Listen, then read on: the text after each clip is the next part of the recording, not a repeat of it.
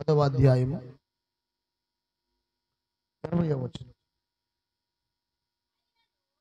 అయినను దయ్యములు మీకు లోబడుచున్నవని సంతోషింపక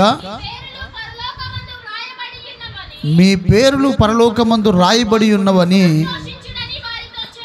సంతోషించుడని వారితో చెప్పాను. ప్రార్థన. మహోన్నతుడును మహాగరుడమైనటువంటి మా తండ్రి, సర్వాధికారి, సర్వశక్తివంతుడానికి వందనాలు.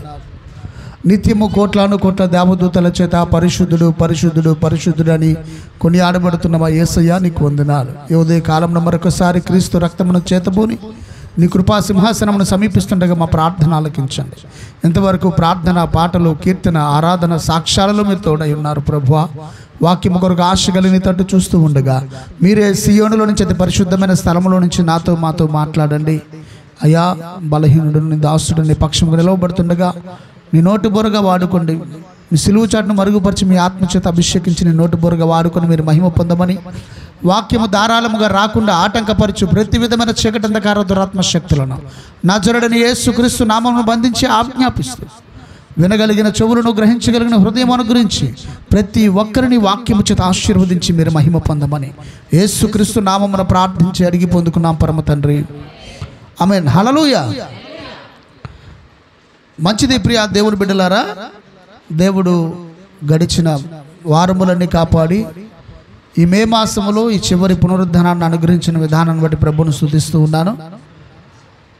ఒక దినమందు యేసు ప్రభు వారు సశరీరుడిగా ఉంది సేవ చేస్తున్న దినాల్లో తనకున్నటువంటి 12 మంది శిష్యులు గాక మరొక 70 మందిని శిష్యులుగా ఏర్పాటు చేసి వారిని వేరొక ఊర్లకు వెళ్ళి ఇద్దరిద్దరుగా పంపించి సువార్త చెప్పమని పంపించినప్పుడు వారు ఏ ఊరు వెళ్ళినా ఆ ఊర్లో దెయ్యాలు యేసుక్రీస్తు నామములో వారికి లోబడేవి, రోగాలు తగ్గిపోయేవి, దెయ్యములు పారిపోయేవి, స్వస్థత పొందేవాళ్ళు, ఆరోగ్యాన్ని పొందేవాళ్ళు, దీవించబడేవాళ్ళు. ఇవన్నీ చూసి ఆ శిష్యులందరూ కలిసి బాగా సంతోషాన్ని పట్టలేక పరిగెత్తుకుంటూ ప్రభు దగ్గరికి వచ్చి ప్రభుతో ఈ మాట చెప్తా ఉన్నారు. ప్రభువా, నీ నామములో మాకు దయ్యములు లోబడుచున్నవి అని సంతోషంగా వారు చెప్పినప్పుడు యేసు ప్రభు వారు అక్కడ ఒక మాట చెప్పినట్టుగా మనం చదువుతూ ఉన్నాం. చదవండి మాట. అయినను అంటే ఆ పైన కొన్ని మాటలు ఉన్నాయి.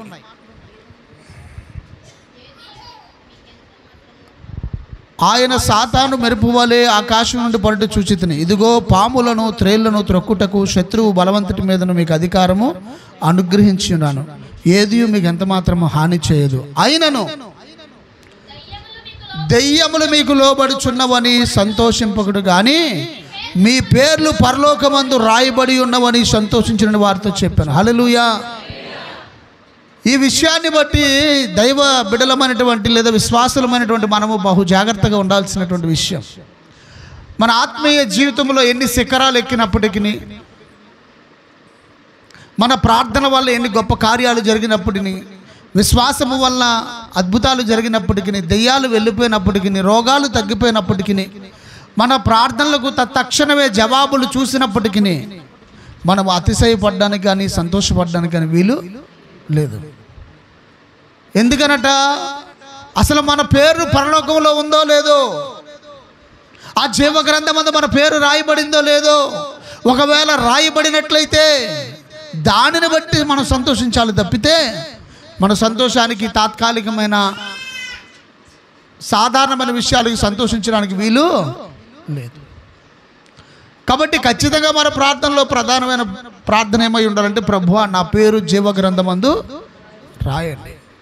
మనమేదో పెద్ద భక్తి చేసినట్టు, విశ్వాస వీరులమైనట్టు, ప్రార్థన పరులమైనట్టు పైకి చచ్చిపోయే చేతులు ఆడించుకుంటా ద్వారం దగ్గరికి పోయిన తర్వాత డైరెక్ట్గా మనం లోపలికి వదిలే పరిస్థితి అక్కడేమి. ఖచ్చితంగా ద్వారపాలకులు అక్కడ ఉంటారు, దేవదూతలు అక్కడ ఉంటారు, వారి చేతిలో ఒక గ్రంథం ఉంటుంది. ఆ గ్రంథములో మన పేరు ఉంటేనే లోపలికి పంపిస్తారు. లేకపోతే పేర్లు లేని వాళ్ళందరికీ ఇంకో ప్లేసు రెడీ అయింది. ఏంటో ప్లేస్ చూద్దాం ఒకసారి. ప్రకటన గ్రంథము 20వ అధ్యాయము 15వ వచనం చూడండి. ప్రకటన గ్రంథము 20:15. ఎవని పేరైనను జీవ గ్రంథమందు రాయబడినట్టు కనపడని ఎడల హల్లెలూయా. జీవగ్రంథంలో నీ పేరు కనబడకపోతే నీకు నెక్స్ట్ ఏంటంట? అగ్నిగుండం. ఏది ఇక్కడ తొరలగొట్టి మేషాలు తిప్పి అబ్బబ్బో నేను కార్యాలు చేశాను, భలే చేశాను, ఇలా చేశాను, దెయ్యాలు వెళ్ళిపోయినాయి, అద్భుతాలు జరిగినాయి, సంతోషపడిన అయినప్పటికీ పరలోక రాజ్యం వెళ్ళిన తర్వాత మన పేరు కానీ ఆ జీవగ్రంథంలో లేకపోతే మనం ఎక్కడికి వెళ్ళిపోతామంట? నిత్యాగ్నిలోకి వెళ్ళిపోతాం, అగ్నిగుండంలోకి వెళ్ళిపోతాం. ఆ సంగతి ఎరిగిన యేసు శిష్యులతో అంటున్నాడు, రే అల్ప సంతోషం పడబాకంటారా నాయన, దెయ్యాలు వెళ్ళిపోతున్నాయని, రోగాలు పోతున్నాయని, దీవెన వచ్చిందని, ఆశీర్వాదం వచ్చిందని మీరేం సంకలు కొట్టుకోవడానికి వీలేం లేదు. పరలోకమందు మీ పేర్లు రాయబడి ఉన్నాయని సంతోషించండి. అంటే దేవుడు ఒక వ్యక్తిని పిలిచాడంటే, ఒక పని అప్పచెప్పాడంటే, వారిని ఆశీర్వదించాడంటే, సంఘంలో స్థిరపరిచాడంటే, క్రమంగా నడిపిస్తున్నాడంటే వారి పేర్లు ఎక్కడున్నట్టు? ఆ పేరు పోకుండా మనం కాపాడుకోవాలి, ఆ పేరు తుడిచిపెట్టబడకుండా కాపాడుకోవాలి. ఎవరి పేరు రాయబడుతుందయ్యా అంటే మోషే గురించి ఒక మాట రాయబడింది. ఒకరోజు ఇజ్రాయేల్ ప్రజలందరూ దేవునికి విరోధంగా పాపం చేస్తారు. పాపం చేస్తే దేవుడు బాగా కోప్పడతాడు, కోప్పడి అడ్డుపడతాడు. రమ్మంటే నేను రాను మీతో పొండి అంటాడు. అప్పుడు అంటాడు, నువ్వు మాతో రాకపోతే, నువ్వు వాళ్ళని కనికరించకపోతే నా పేరు పరలోకంలో నుంచి తుడిచేయి అంటాడు. చూడండి ఒకసారి నిర్గమ 32:32.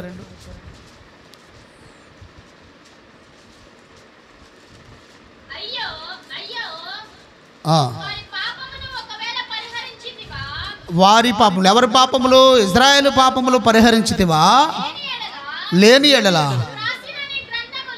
నీవు రాసిన నీ గ్రంథములో నుండి నా పేరు తుడిచివేయమని బతిమాలుకొనుచున్నా.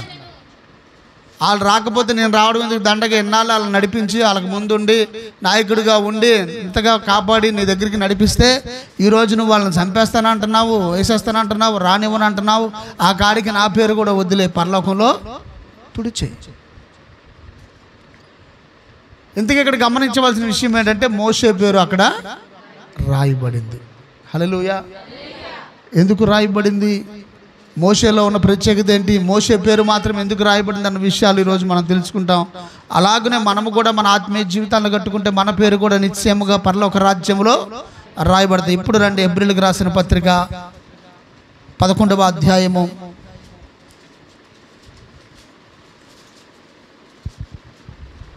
24 నుంచి చదవండి. మోషే పెద్దవాడైనప్పుడు విశ్వాసమును బట్టి ఐగుప్తు ధనము కంటే క్రీస్తు విషయమైన నింద గొప్ప భాగ్యమని ఎంచుకొని అల్పకాలము పాప భోగములు అనుభవించుట కంటే దేవుని ప్రజలతో శ్రమ అనుభవించుట మేలని యోచించి ఫరో కుమార్తె యొక్క కుమారుడునని అనిపించుకున్నట్టుకు ఒప్పుకొనలేదు. హల్లెలూయా.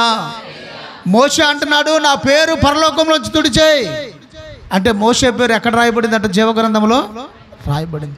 ఎందుకు రాయబడింది అంటే మోషే తన జీవితంలో 5 ప్రధానమైనటువంటి విషయాల్లో చాలా నిబద్ధత కలిగి ఉన్నాడు. మొదటి ఏంటంటే చూడండి, ఇందాక మనం చదువుకున్నట్లుగా క్రీస్తు విషయమైన ఎంత గొప్ప భాగ్యమని ఎంచుకొని ఆయన దైవ చిత్తానుసారమైన మార్గాన్ని ఎంచుకున్నాడు. ఏం చేసుకున్నాడంట? ఎంచుకున్నాడు. మన కళ్ళ ముందు 4 విషయాలు ఉంటాయి: కష్టము, సుఖము, నీతి, అన్యాయం. సుఖంగా ఉండడం ఒక మార్గం, కష్టపడడం ఒక మార్గం, నీతిగా సంపాదించడం ఒక మార్గం, అన్యాయంగా ఉండడం ఒక మార్గం. ఇలాగ మార్గాలు పెడితే మీ ఎదుట జీవ మార్గమును మరణ మార్గమును పెట్టి ఉన్నాను, మీ ఎదుట జీవమును మరణమును పెట్టి ఉన్నాను, మీ ఎదుట ఆశీర్వాదమును శాపమును పెట్టి ఉన్నాను, మీరే ఎంచుకోండి అని దేవుడు చెప్పినట్లుగా మోషే కళ్ళ ముందు అనేక రకాలైన ఆలోచనలు ఉన్నాయి. అతడు ఐగుప్తులో ఫరో కుమార్తెగా పెంచబడ్డాడు, సకల సౌకర్యాల మధ్య ఉన్నాడు, సకల సుఖభోగాల మధ్య ఉన్నాడు. అయితే దేవుని విషయానికి వచ్చినప్పుడు, దేవుడు అతన్ని దర్శించినప్పుడు ఆయన ఒక మార్గాన్ని ఎంచుకున్నాడంట. హల్లు చెప్పండి. ఎంచుకున్నట చెప్పండి. ఎంచుకోవడం అంటే ట్యూన్ చేసుకోవటం. ఏమని ఎంచుకున్నాడంట? విశ్వాసమును బట్టి ఐగుప్తు ధనము కంటే క్రీస్తు విషయమైన నింద గొప్ప భాగ్యమని ఎంచుకున్నాడంట. హల్లెలూయా చెప్పండి. చాలామంది ప్రభువుని నమ్ముకోవడానికి వెనకాడతారు. ఎందుకో తెలిసినా, ప్రభువుని నమ్ముకుంటే శ్రమలండి, ప్రభువుని నమ్ముకుంటే నిందలండి, ప్రభువుని నమ్ముకుంటే మా యొక్క బంధువులు వెలివేస్తారండి, మా కార్యక్రమాలకి వారు రారండి, మేము కూడా అన్ని కార్యక్రమాలకి వెళ్ళలేమండి. అందుకనే ప్రభు అంటే ఇష్టం ఉన్నప్పటికీ, ఎన్నో అద్భుతాలు చూసినప్పటికీ మేము ప్రభు దగ్గరికి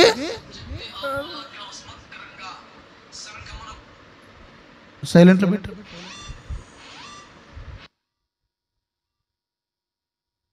ఫోన్లన్నీ సైలెంట్లో పెట్టాలి. మాకు లేవండి ఫోన్లు.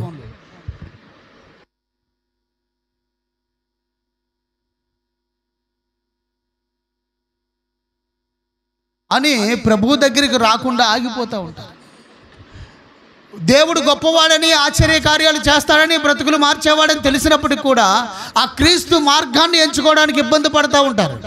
కానీ మోషే సకల సౌకర్యాల మధ్య పెరిగిన, ధనము మధ్యలో పెరిగిన, సుఖాల మధ్య పెరిగిన, భోగాల మధ్య పెరిగిన, ఎప్పుడైతే యేసు క్రీస్తుని గురించినట్టు లేదా దేవుని గురించినటువంటి దర్శనాన్ని గుర్తెరిగాడో, అది నిందైనా, శ్రమ అయినా, బాధ అయినా ఆ మార్గాన్ని అతడు ఎంచుకున్నాడంట. హల్లెలూయా చెప్పండి. హల్లెలూయా.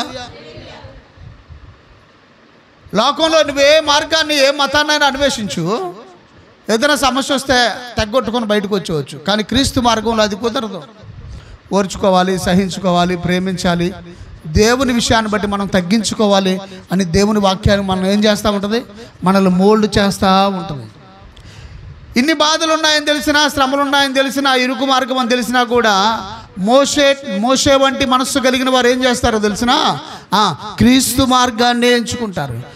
ఆ యొక్క మోషే యొక్క పేరు జీవగ్రంథంలో రాయబడ్డానికి గల కారణం ఏంటంటే ఆయన ఎంచుకున్న మార్గం. ఏ మార్గం అంటది? క్రీస్తు మార్గం. చెప్పండి, ఏ మార్గం అది? క్రీస్తు మార్గం. ఐగుప్తు ధనము కంటే, ఐగుప్తు సుఖాల కంటే, ఐగుప్తు భోగాల కంటే దేవుని మార్గమే నాకు కావాలి. ఎందుకంటే ఆటోమేటిక్గా దేవుని దగ్గరికి వస్తే సుఖాలు, భోగాలు, స్వచ్ఛత్వం అన్నీ కూడా పక్కన పెట్టాలి కదా. కానీ మోషే ఏం చేశాడో తెలిసిన?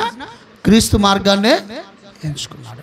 అందును బట్టి మోషే యొక్క పేరు జీవగ్రంథంలో రాయబడింది. మరొక మాట, భోగము అనుభవించుట కంటే దేవుని ప్రజలతో శ్రమ అనుభవించుట మేలని యోచించి. హల్లెలూయా చెప్పండి.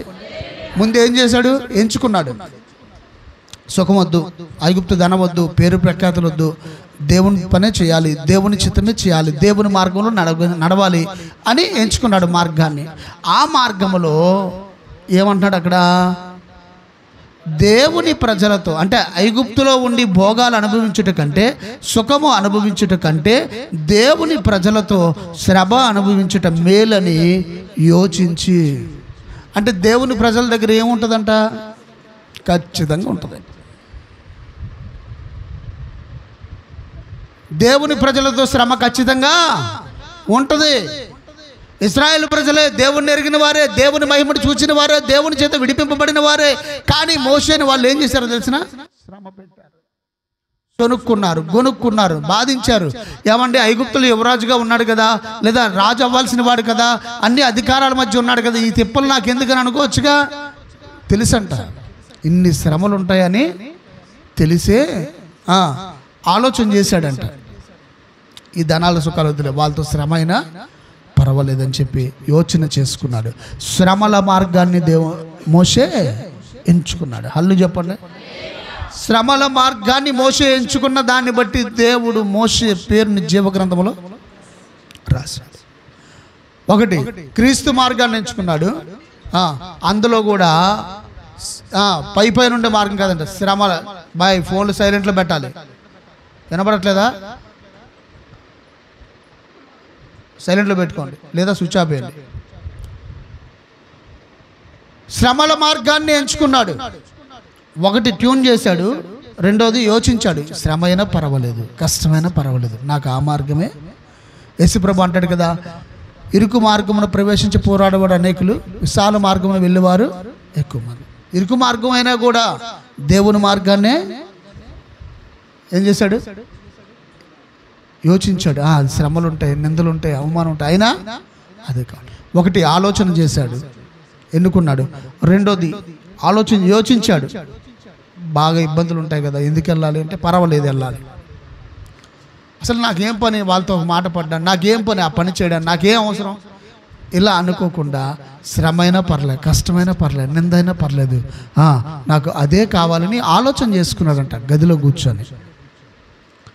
పరిస్థితులు ఎలాగుంటాయి ఎరిగిన వాడే ఆలోచన చేశాడు. అందును బట్టి ఒకటి దేవుని చిత్తాన్ని ఎంచుకున్నాడు, రెండవది శ్రమల మార్గంలో నడవడానికి ఇష్టపడ్డాడు, మూడవదిగా చూడండి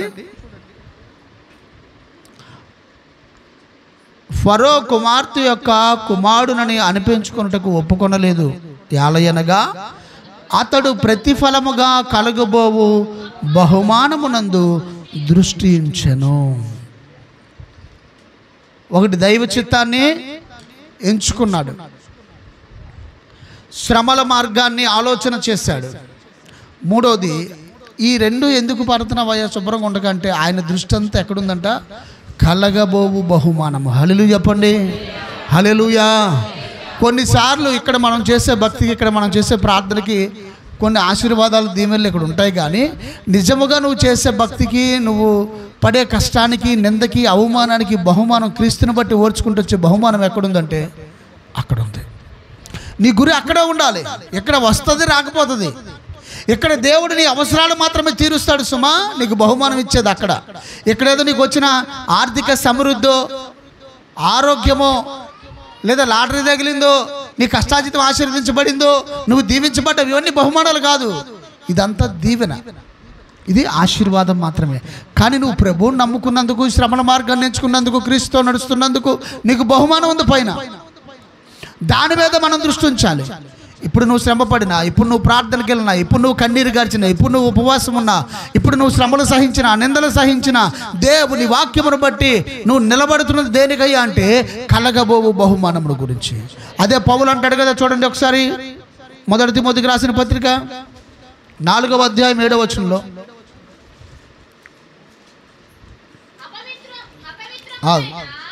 2 తిమోతి 4:7 చూడు. మంచి పోరాటము పోరాడి తిని నా పరుగును కడముట్టించి తిని విశ్వాసమును కాపాడుకొంటిని. ఎక్కడ పోరాడాడు, ఎక్కడ విశ్వాసం ఉంచాడు, నీతి కిరీటం ఎక్కడ తీసుకుంటున్నాడంట? ఇక్కడ పోరాడాడు, ఇక్కడ విశ్వాసం ఉంచాడు, ఇక్కడ పని ముగించాడు, బహుమానం అక్కడ. క్రైస్తవునికి ప్రతిఫలము భూమి మీద కాదు, దేవుని రాజ్యములో ఉంటుంది, ఆయన ఎదుట ఉంటుంది. అందుకే అంటాడు కదా, భూమి మీద నన్ను గురించి ఎవడు ఒప్పుకున్నో తండ్రి ఎదుట నేను వాని గురించి ఒప్పుకొందును. భూమి మీద నన్ను గురించి ఎవడు సిగ్గుపడునో తండ్రి ఎదుట నేను వాని గురించి సిగ్గుపడును. రేపొద్దు ఎక్కడైతే ఎలాగైతే ప్రభు కొరకు నువ్వు నిలబడుతున్నావో, నిందను, అవమానమును, సిగ్గును సహిస్తున్నావో, సమర మార్గంలో ప్రయాణిస్తున్నావో, నీ సుఖాన్ని, నీ సంతోషాన్ని పక్కన పెట్టి దేవుని చిత్తాన్ని చేయడానికి ఎలాగైతే ప్రయత్నిస్తున్నావో, ఈ క్రియలన్నిటిని బట్టి రేపొద్దున తండ్రి ఎదుట ప్రభు నిన్ను గణపరుస్తాడు. హల్లెలూయా. యేసు ప్రభు పైకి వెళ్ళిన తర్వాత ముద్రలు విప్పుటకు యోగ్యుడు, గొర్రెపిల్ల నీవు యోగ్యుడు, ముద్రలు విప్పమని తండ్రి ఎదుట ఎప్పుడైతే ఆ ముద్రలు విప్పాడో, ఆ 24 సింహాసనం మీద ఉన్నటువంటి ఆ పెద్దలందరూ కిరీటాలు కింద పెట్టి మోకరించి ఆయనకి ఏం చేశారు? నమస్కారం చేశారు. హల్లెలూయా. ఎవరైతే క్రీస్తు విషయం నింద అనుభవించి ఆయన కొరకు రోషము కలిగి భూమి మీద బ్రతుకుతారో, పరలోకంలోకి వెళ్ళిన తర్వాత దేవుడు అలాగున మనల్ని గణపరుస్తాడు. నేను నా సింహాసనంలో వారు కూడా ఉంటాడు. మన కొరకు సింహాసనం ఆయన సిద్ధపరుస్తాడు. హల్లెలూయా. 12 గోత్రాల వారిని ఏలుబడి చేస్తామంట. ఎవరు? ఈ శ్రమల మార్గంలో నిలిచిన వారు, దైవ చిత్తాన్ని ఎంచుకున్నవారు, శ్రమల మార్గాన్ని నడిచిన వారు, ఆ బహుమానమే దృష్టించిన వారిని దేవుడు గణపరుస్తాడు. హల్లెలూయా చెప్పండి, హల్లెలూయా. తర్వాత ఇంకేం చేశాడు చూడండి, హెబ్రీయులకు రాసిన పత్రిక రండి.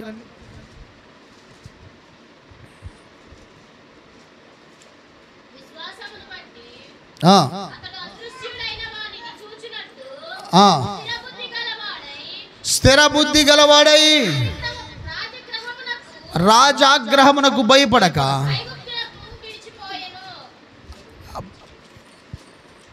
మొదట ఏం చేశాడు? దైవ చిత్తాన్ని ఎంచుకున్నాడు. ఏంటది? ఎంచుకున్నాడు. రెండోది శ్రమల మార్గంలో నడవడానికి ఇష్టపడ్డాడు, ఆలోచన చేశాడు. మూడోది పరలోకములో దేవుడు అనుగ్రహించే బహుమానం మీద దృష్టి పెట్టాడు. అవునా? నాలుగోది ఏం చేస్తూ ఉన్నాడంట, ఈ తీసుకున్న ఈ 3 నిర్ణయాల మీద స్థిర బుద్ధి కలిగి నిలబడ్డాడు. స్థిరత్వము కలిగి నిలిచినప్పుడు దేవుని ఫలాలు చూడగలుగుతాం. అది ప్రార్థనలో కావచ్చు, పరిశుద్ధతలో కావచ్చు, విశ్వాసంలో కావచ్చు. స్థిరత్వం ఉండాలి. ఏముండాలి? మీరు స్థిరపడిన ఎడల మేము బ్రతికినట్లే అంటాడు పౌలు. స్థిరంగా ఉండాలి. చంచలత్వం ఉండకూడదు. ఏముండకూడదు? రోజుకులా ఉండకూడదు, వారానికి ఒకలాగా ఉండకూడదు, గంటకు ఒకలాగా ఉండకూడదు. స్థిరముగా దేవుని సన్నిధిలో ప్రార్థనాపూర్వకంగా ఒక నిర్ణయం తీసుకున్నామంటే స్థిరంగా ఉండాలి. ఒక ప్రార్థన అంశాన్ని ఏదైనా అవసరత కొరకు నీ దేవుని దగ్గర ప్రాకులాడుతున్నావంటే అది పొందుకునేంత వరకు స్థిరముగా దాని కొరకు ప్రార్థన చేయాలి. వదిలిపెట్టకూడదు దాన్ని. అస్థిరులైన వారికి ఏమి కూడా చూడండి, యాకోబు రాసిన పత్రిక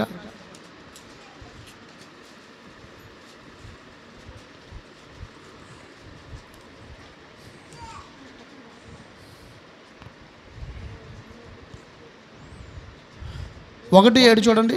అట్టి మనుష్యుడు ద్విమనస్కుడై తన సమస్త మార్గములందు అస్థిరుడు గనుక ప్రభు వలన తనకేమైనా దొరుకునని తలంచుకొనరాదు.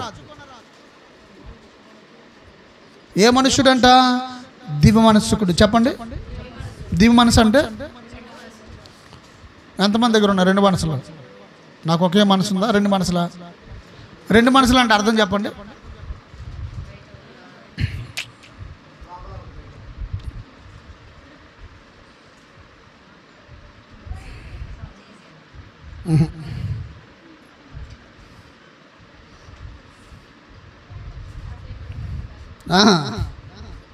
రెండు మనసులు అంటే కావాలన్నది నువ్వే, వద్దన్నది, వెళ్తానన్నది నువ్వే, వెళ్ళనంటుంది. 2 మనసులు ఎవరి దగ్గర? ప్రభు దగ్గర. ప్రార్థనలో కాసేపు కావాలంటుకుంటావు, కాసేపు వద్దనుకుంటావు, కాసేపు వెళ్ళాలనుకుంటావు, కాసేపు ఆగిపోదాం అనుకుంటావు, కాసేపు చేద్దాం అనుకుంటావు, కాసేపు చేయను అనుకుంటావు. స్థిరుడు. చూడండి అక్కడ, అట్టి మనుష్యుడు. చూడండి ఆ పై 6వ వచనం. అయితే అతడు ఏమాత్రమును సందేహింపక విశ్వాసముతో అడగవలను. సందేహించి వాడు గాలి చేత రేపబడిన ఎగిరిపడు సముద్ర తరంగం పోలి ఉండును. అట్టి మనుష్యుడు ద్విమనస్కుడై తన సమస్త మార్గములందు అస్థిరుడు గనుక. అంటే ఏ నిర్ణయం మీద నిలబడరు వీళ్ళు, ఏ మాట మీద నిలబడరు. ఒక ఆలోచన చేసామంటే, ఒక నిర్ణయం తీసుకున్నామంటే దాని మీద స్టాండ్ తీసుకోవాలి. అందుకే మన మాట అవునంటే అవును, కాదంటే కాదు. నిర్ణయం తీసుకోవడానికి కాస్త లేట్ చేయి, ఇబ్బంది లేదు. కాస్త ఒకరోజు ఆగి నిర్ణయం తీసుకో, 2 రోజులు ఆగి నిర్ణయం, బాగా ప్రార్థన చేసుకో, నిర్ణయం తీసుకో. అప్పటికప్పుడు ఆలోచనలు మారిపోతే నువ్వు దేవుని దృష్టిలో దిమనస్కుడు అయిపోతావు, అస్థిరుడు అయిపోతావు. అస్థిరుడైన వారికి దేవుడు ఏ పని అప్పగించడు. ఏదైనా పని మీద వెళ్తానికి మధ్యలో మనసు మారిపోయింది అనుకో, ఇంకా దేవుని పని అయిద్దా? కష్టమో నష్టమో ఒక మాట అన్నావంటే నడవాల్సిందే, వెళ్ళాల్సిందే, చెయ్యాల్సిందే. అలాగున దేవుని పనులు ఎవరైతే స్థిరము కలిగి ఉంటారో, పట్టుదల కలిగి ఉంటారో వారిని బట్టి దేవుడు సంతోషిస్తాడు. వారి పేర్లు జీవ గ్రంథములో. కేవలం మోషే ఆలోచన చేసి ఊరుకోలేదు, స్థిరుడై ఆ నిర్ణయం తీసుకున్న తర్వాత ఐగుప్తులోంచి బయటకు వచ్చి 40 సంవత్సరాలు మిద్యోను అరణ్యంలో ఉన్నాడు. మిద్యోను అరణ్యంలో ఒక యాజకుడి దగ్గర తన మామ ఆయన ఇత్రో గొర్రెల మందను కాస్తూ, పొద్దున్న ఎంత సర్దిపువ్వు కట్టేది అలా ఆవిడ, బాటిల్ నీళ్ళు ఇచ్చేది, గొర్రెలు కాచుకుంటా కొండకు పోయేవాడు, మళ్ళా చీకటి పడ్డాకు వచ్చేవాడు. ఈ కష్టాలు, ఈ బాధలు పడుతున్నప్పుడు ఐగుప్తు గుర్తొచ్చుంటుందా? పట్టు పరుపుల మీద పడుకొని టింగన కొడితే పల్లెంతో వచ్చేది, టింగన కొడితే ఏం కావాలో అవి వచ్చేవి. ఈ సౌకర్యాలన్నీ వచ్చుంటాయా? గుర్తొచ్చుంటావా? అవునా? అప్పుడు ఏమై ఉండాలి? చిచ్చే ఇవన్నీ తెప్పలావిడ పడతాడు, చక్కగా పోవడం మానేసి అని చెప్పి వెళ్ళిపోయాడా? స్థిరుడై దేవుని విషయంలో, దేవుని చిత్తంలో ఏ నిర్ణయం తీసుకున్నాడో ఆ విషయం మీద స్టాండ్ తీసుకున్నాడు మోషే. 1 రోజు 2 రోజులు కాదంట, 40 సంవత్సరాలు. 40 సంవత్సరాలు గొర్రెలు కాస్తూ ఉన్నాడు. ఈ 40 సంవత్సరాలు అయిపోయిన తర్వాత ప్రభు దర్శించాడు ఆయన. ఈ నిర్ణయం ఐగుప్తులో ఉండి తీసుకున్నాడు, బయటకు వచ్చాడు. వచ్చిన తర్వాత 40 ఏళ్ళు శ్రమ అనుభవించాడు, 40 ఏళ్ళు కష్టం అనుభవించాడు. ఒక బానిసలాగా పనిచేశాడు, గొర్రెలు కాపరిలాగా. ఎప్పుడు ఆ నిర్ణయాన్ని మార్చుకోలేదు. కాబట్టి చూడండి, అట్టి మనుష్యుడు ద్విమనస్కుడై తన సమస్త మార్గంలో అస్థిరుడు గనక ప్రభు వలన తనకేమైనా దొరికినని తలంచుకొనరాదు. నువ్వు స్థిరుడు కాకపోతే దేవుని దగ్గర నుంచి ఏదైనా వస్తుంది అనుకుంటే అది తప్పంట, అసలు అనుకోవద్దంట. నువ్వు గడికో మనసు, గంటకో మనసు, రోజుకో మనసు ఉంటే దేవుని దగ్గర నుంచి నాకు ఏదైనా వస్తుంది అనుకోవడం దండగా అంటున్నాడు వాక్యం. ప్రభు వలన తనకేమైనాను దొరుకునని తలంచుకొనరాదు అంటే అసలు అనుకోవద్దు దేవుడు ఏదైనా ఇస్తాడు చేస్తాడని. ఎందుకంటే నువ్వు రోజుకోలాగా ఉంటావు, గడికోలాగా ఉంటావు. కాసేపు ఏమో ఏసై సూపర్ అంటావు, కాసేపు ఏమిటో ఏసై నమ్ముకుంటే బాధలు అంటావు. శ్రమ అయినా కష్టమైనా నిందైనా యేసు ప్రభుత్వనే నడుస్తానంటావు. కాసేపు ఈ తెప్పలోడు పడతాడు, అందరూ బాగుంటారు, నాకెందుకు ఈ కష్టం అంటావు. కాసేపు ప్రభు నన్ను కోరుకున్నాడు కనుకనే నన్ను శ్రమల మార్గంలో నడిపిస్తున్నాడు అంటావు. కాసేపు ఏమో శ్రమల వల్ల నేను శుద్ధుడిని అయిపోతానంటావు. కాసేపు ఏమో నాకే వస్తున్నాయి బాధలన్నీ అంటావు. కాసేపు వీరుడిని సూర్యుడిని అంటావు. కాసేపు ఏమో నాకెందుకు వచ్చింది ఈ తెప్పలు అంటావు. ఇవన్నీ ఎవరు? మనమే. అసలు నువ్వేం నిర్ణయం తీసుకుంటున్నావు ప్రభుకి అర్థం కాక సైలెంట్ అయిపోతున్నాడు. నీకు ఇవ్వాలా వద్దా, ఇస్తే ఏం చేస్తావు, చెయ్యాలా వద్దా, చేస్తే ఏం చేస్తావు. తీరా నీకు చేసినాక నువ్వు ఉంటావు పోతావు తెలియక. కాబట్టి మోషే పేరు జీవ గ్రంథంలో రాయబడ్డానికి అతడు స్థిర బుద్ధి గలవాడై, హల్లు చెప్పండి, హల్లెలూయా. స్థిర బుద్ధి కలిగి ఏం చేశాడంట, ఈ ఆలోచనలన్నీ తీసుకొని అతడు ఐగుప్తుని విడిచాడంట. చదవండి అన్నమాట. రాజ ఆగ్రహమునకు భయపడక ఐగుప్తుని విడిచాడు. మరి ప్రాముఖ్యంగా మన పేరు జీవ గ్రంథంలో రాయబడాలంటే మనం దేన్ని విడవాలంట? ఐగుప్తుని విడవాలి. ఐగుప్తుని విడవకుండా, ఐగుప్తు ఆలోచనలు విడవకుండా, ఐగుప్తు తలంపులు విడవకుండా మనం ఎంత ప్రార్థన చేసినా, ఎంత భక్తి చేసినా, ఎంత సింగనాదం చేసినా అది దేవుని రాజ్యంలోనికి, ఐగుప్తుని మనం ఏం చేయాలంట?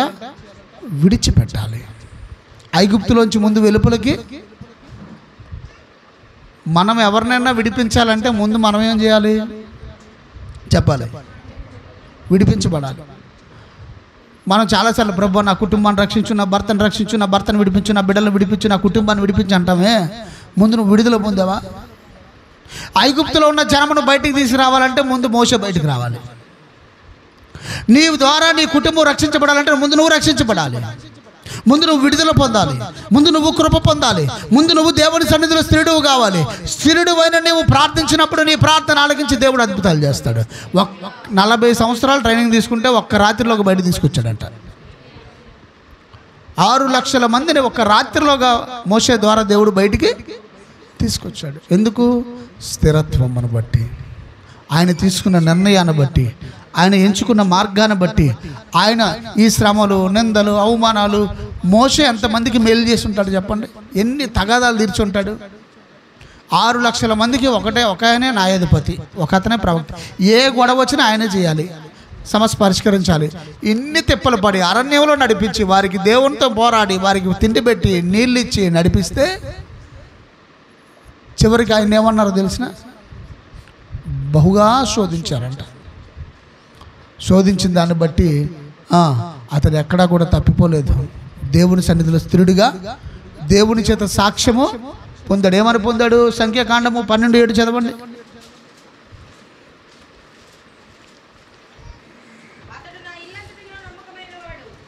ఇల్లంతటిలో నమ్మకమైన వాడు. ఎవరు చెప్తున్నారు ఈ మాట?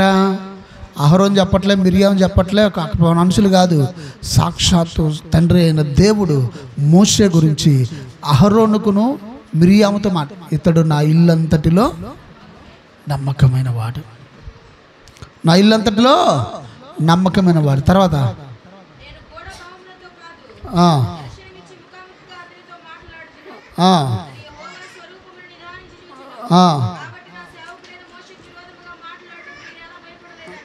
4వ వచనం 12:4.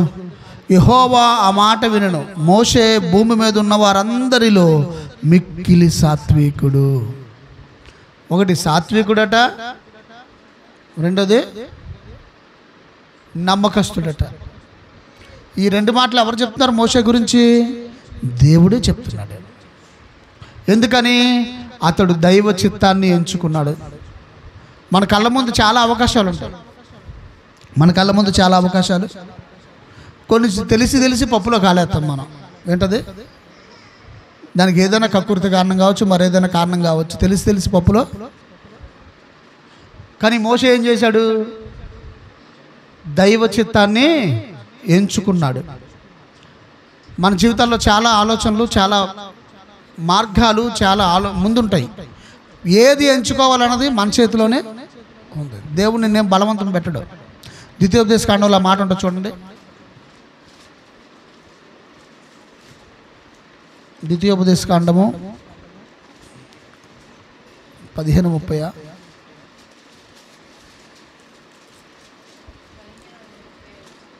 15:30 లేదా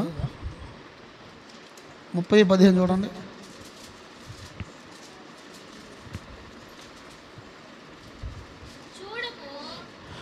చూడుము, నేడు నేను జీవమును, మేలును, మరణమును, కీడును నీ ఎదుట ముందుంటాయి. అంతే. దేవుడు నీ వరుసగా పెడతాడు. దైవ చిత్తానుసారమైన మార్గము, మనుషుల చిత్తానుసారమైన మార్గము, మన ఇష్టానుసారమైన మార్గము, మన కళ్ళకి లోకానుసారమైన మార్గం, 4 మార్గాలు పెడతాడు. మనం ఏది ఎంచుకోవాలన్నది మన దగ్గరే. ఇక్కడ ట్యూన్ చేసుకుంది దైవ చిత్తానుసారమైన మార్గాన్ని మోషేకి ఎవరో చెప్పలేదు, కానీ మోషేనే ఎంచుకున్నాడంట. ఏం చేశాడు? ఎంచుకొని. ఆ మాట భలే ఉంటుంది, ఎంచుకొని. రెండవది ఆలోచించి. నన్ను ఏంటి ఆలోచించాడంటే, ఐగుప్తు ధనము కంటే, భోగభాగ్యాల కంటే క్రీస్తు విషయమని నిందే భాగ్యమని యోచించి ఏం చేశాడంట? ఆలోచన చేశాడు. కాబట్టి నువ్వు దేవునితో నడవాలా వద్దా, దేవునితో ఉండాలా వద్దా అనేది ఆలీలు చెప్పారని కాదు, నువ్వే ఆలోచన చేసుకోవాలి. చెప్పేవాడు 100 చెప్తాడు. వాడికి నువ్వు బిర్యానీ పెడితే ఒక మాట చెప్తాడు, బిర్యానీ పెట్టకపోతే ఒక మాట చెప్తాడు. అడగగానే ఒక 100 ఇస్తే ఒక మాట చెప్తాడు, ఇవ్వకపోతే ఒక మాట చెప్తాడు. ఆడి మాట కాదు, నీకు దేవునికి ఉన్న బంధాన్ని బట్టి మనం ఏం చేయాలి? ఆలోచన చేయాలి. తీసుకున్న ఆలోచన ఎందుకు ఈ కష్టమంతా ఎందుకు పడుతున్నాం మోషే అంటే, ఆయన కలగకపోవు బహుమానము మీద దృష్టి పెట్టాడు. ఈ ఇజ్రాయేల్ ప్రజలు ఏమిస్తారు? ఇక్కడేం దొక్కుతుంది కాదు, దేవుడిచ్చే బహుమానం మీద అతడు, శాశ్వతమైన దాని మీద, అక్షయమైన దాని మీద, పరలోకమందు కలిగే దాని మీద మోషే దృష్టి ఉంచి. మనం కూడా ఈ భక్తి చేస్తున్నామంటే ఇవన్నీ మామూలుగా అల్టిమేట్, ఈ దీవెన ఆశీర్వాదం ఇవన్నీ. కానీ చివరిగా ఏంటి మన గోల్ అంటే, మన పేరు జీవ గ్రంథములో రాయబడాలి. ఎన్ని అద్భుతాలు చూసినా, ఎన్ని విశ్వాస కార్యాలు చూసినా, మన ప్రార్థనలకు జవాబులు రావచ్చు, స్వస్థతలు రావచ్చు, అద్భుతాలు జరగవచ్చు, దీవించబడవచ్చు. ఇవన్నీ ఒక ఎత్తు అయితే మన పేరు జీవ గ్రంథములో రాయబడాలి. ఎక్కడ రాయబడాలి? రాయబడిన పేరు తుడిచివేయబడకుండా చూసుకోవాలి, కాపాడుకోవాలి. చివరిగా ఆ తీసుకున్న నిర్ణయాల మీద అతడు స్థిర బుద్ధి కలిగి ఉన్నాడు, స్థిరంగా నిలబడ్డాడు. ఎన్నో మోషే జీవితంలో చూసి ఎన్నో విషయాలు జరిగాయి, కానీ అతడు స్థిర బుద్ధి కలిగి నిలబడ్డాడు. ఇంకా ఐగుప్తును విడిచి వచ్చేస్తాడు. ఐగుప్తులో ఉండి ఎన్ని ఆలోచన చేయలేదు. ఐగుప్తుని దాటి, ఐగుప్తులో ఉన్న ప్రజలు విడిపించడానికి ఐగుప్తుని దాటి వచ్చి దేవుని చేత దర్శింపబడి, మరలా దేవుని చేత పంపబడి, అక్కడ అద్భుతాలు చేసి వారిని అక్కడి నుంచి విడిపించుకొచ్చాడు. నీ కుటుంబం విడిపించబడాలంటే ముందు నువ్వు విడిపించబడాలి. నువ్వు ఎంచుకోవాలి ఒక మంచి మార్గాన్ని, నువ్వు ఆలోచన చేయాలి, నువ్వు స్థిరంగా ఉండాలి, నీవు కలగబో బహుమానం మీద దృష్టి పెట్టాలి. పిల్లలకు తెలియదు రేపు జరగబోదు దాని విషయంలో, పెద్దోళ్ళకి కాస్త జ్ఞానం ఉంటుంది దాని మీద. ఇప్పుడు ఎందుకు కష్టపడి చదివిస్తున్నామంటే, రేపు భవిష్యత్తు మంచి చదువుకుంటే వాళ్ళ భవిష్యత్తు ఎలాగుంటుందో మనకు తెలుసు గనక. ఇక్కడ మంచి భక్తి జీవితాన్ని, శ్రమను ఓర్చుకొని, కష్టాన్ని ఓర్చుకొని, నిందను ఓర్చుకొని మంచిగా దేవుని మార్గంలో నడిస్తే కలగబోయే దాని విషయంలో మనం దృష్టి ఉంచినప్పుడు ఈ అల్పకాల పాపభోగములు, ఈ నిందలు, అవమానాలను కూడా క్షణికాలమైనవని, కలగబో మహిమ ఎదుటి ఇవన్నీ కూడా ఎన్న తగినవి కాదని ఎంత నిందనైనా, ఎంత అవమానమైనా, ఎంత కష్టానైనా సహించుకుంటూ దేవుని కొరకు మనం ముందుకి అడుగులు వేయగలుగుతాం. అందుకే అంటున్నాడు కదా, నా పేరు జీవగ్రంథంలోంచి తుడిచేయి అంటే దేవుడు తుడిచాడా? ఎవడు పాపం చేస్తాడు పేరు తుడిచేస్తాను అన్నాడు. చదవండి ఒకసారి 32 ఒకసారి మళ్ళీ నిర్గమం 32 వాళ్ళు నువ్వు క్షమించకపోతే నా పేరు తుడిచేయి అంటాడు. అయ్యో నీవు వారి పాపములు పరిహరించితివా లేని ఎడలా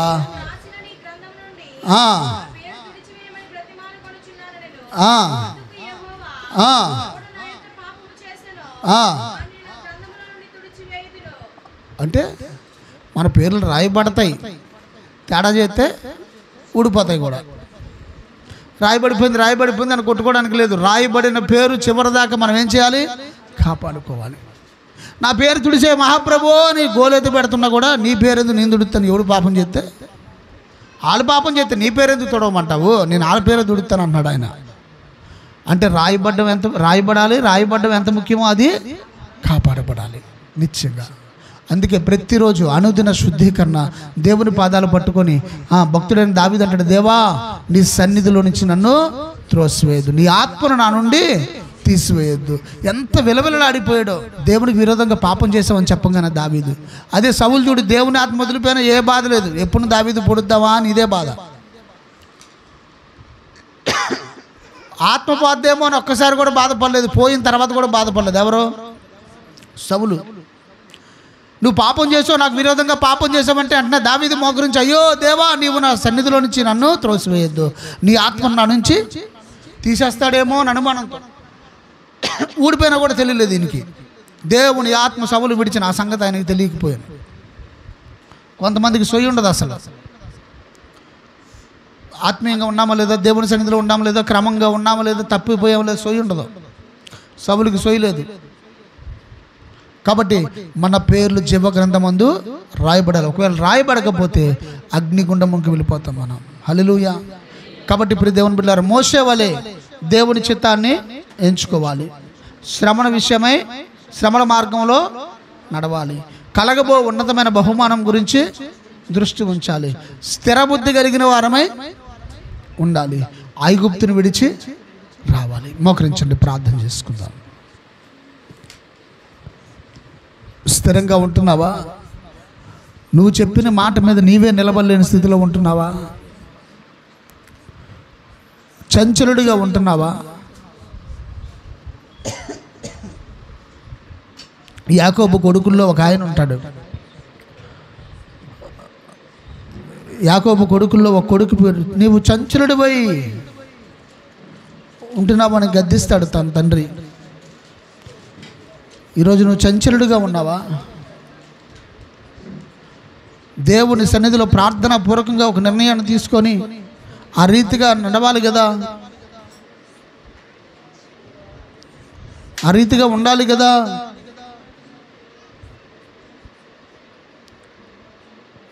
ప్రార్థన చేద్దాం. నోరు తెరిచి, ప్రభువా మా పేర్లు జీవగ్రంథమందు ఉండాలి నాయన. అయ్యా దెయ్యములు వెళ్ళిపోయి అని సంతోషపడుతున్న శిష్యులను చూసి నువ్వు అంటున్నావు, దెయ్యములు వదిలిపోయి నేను మీరు సంతోషింపక మీ పేర్లు జీవగ్రంథమందు రాయబడి ఉన్నవని సంతోషించునని.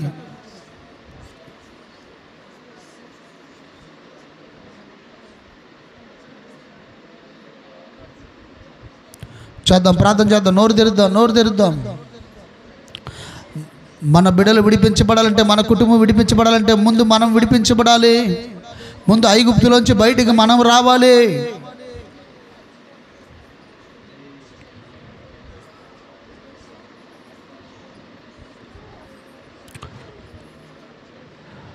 దైవ చిత్తానుసారమైన మార్గాన్ని ఎంచుకున్నాడు.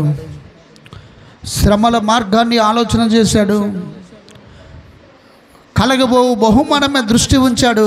ఈరోజు నీ దృష్టి దేని మీద ఉంటుంది? దేవుడిచ్చే బహుమానం మీదనా? మనుషులు ఇచ్చే ఘనత మీద? స్థిర బుద్ధి గలవాడై స్థిరుడై నిలబడ్డాడంట. నిర్ణయం తీసుకుంది మొదలుకొని తిరిగి దేవుని ప్రజలను కానాను నడిపించేంత వరకు స్థిరముగా ఉన్నాడు మోషే గురించి దేవుడు అంటున్నాడు కదా, భూమి మీద ఉన్న వారిలో మిక్కిలి సాత్వికుడని, అతడు నా ఇల్లు అంతటిలో నమ్మకమైన వాడని మోషే గురించి దేవుడు సాక్ష్యం ఇస్తూ ఉన్నాడు. మోషే గురించి సాక్ష్యం ఇస్తూ ఉన్నాడు. ఈరోజు నీ స్థితి ఏంటి? ఎలా ఉంది నీ భక్తి జీవితం? ఒకరోజు వేడిగా, ఒకరోజు వెచ్చగా, ఒకరోజు నులివెచ్చగా, ఒకరోజు చల్లారిపోతూ ఉన్నావా? ఒకరోజు ఉజ్జీయంగా ఉండి ఒకరోజు చల్లారిపోతూ ఉన్నావా? ఒకరోజు ఆత్మీయంగా ఉండి ఒకరోజు బలహీనంగా ఉంటూ ఉన్నావా? ప్రార్థన చేద్దాం. వెత్తబడిన వాక్యం నిమిత్తము ఆత్మ ప్రేరణ కలిగిన వారు ఎవరైనా ఒకరు చిన్న ప్రార్థన చేయండి.